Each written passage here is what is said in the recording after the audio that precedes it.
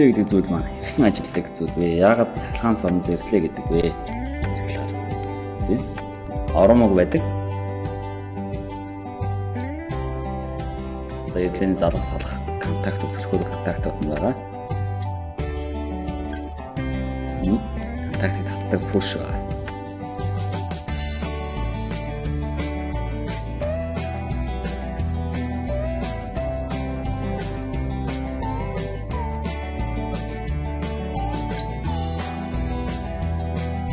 За энэ үед оромогт тэжээл өгөх юм бол оромогоор саранзаар уусдаг.